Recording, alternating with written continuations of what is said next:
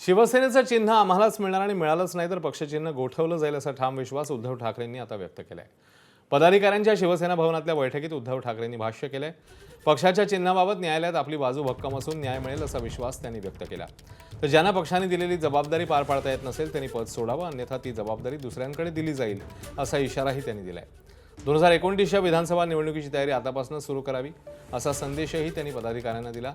तर 2022 मध्ये एकनाथ शिंदेंच्या बंडानंतर शिवसेनेत फूट पडली, त्यानंतर निवडणूक आयोगाने पक्षाचं नाव आणि धनुष्यबाण चिन्ह शिंदेंच्या शिवसेनेला दिलं। या निर्णयाला ठाकरेंच्या गटाने मग सर्वोच्च न्यायालयात आव्हान दिलं। त्यामुळे शिवसेनेचं नाव आणि चिन्ह नेमकं कुणाच्या वाट्याला जातंय याकडे संपूर्ण राज्याचं लक्ष आहे। तर या पदाधिकाऱ्यांच्या बैठकीत उद्धव ठाकरे नेमकं काय म्हणालेले आहेत, त्यांनी कार्यकर्त्यांना कसं मार्गदर्शन केलंय ते बघूया।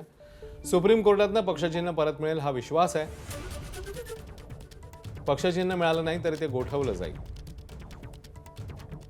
जबाबदारी पार पाडता येत नसेल तर पद सोडा, अन्यथा जबाबदारी दुसऱ्याकडे दिली जाईल। 2029 विधानसभा निवडणुकीच्या तयारीला आतापासूनच लागा। पक्षबांधणीवर भर देऊन जास्तीत जास्त कार्यकर्ते जोडा। पक्षवाढीसाठी सध्याचा काळ हा अनुकूल आहे। ग्रामपंचायत निवडणुकीवर विशेष लक्ष केंद्रित करा असंही उद्धव ठाकरेंनी म्हटलं।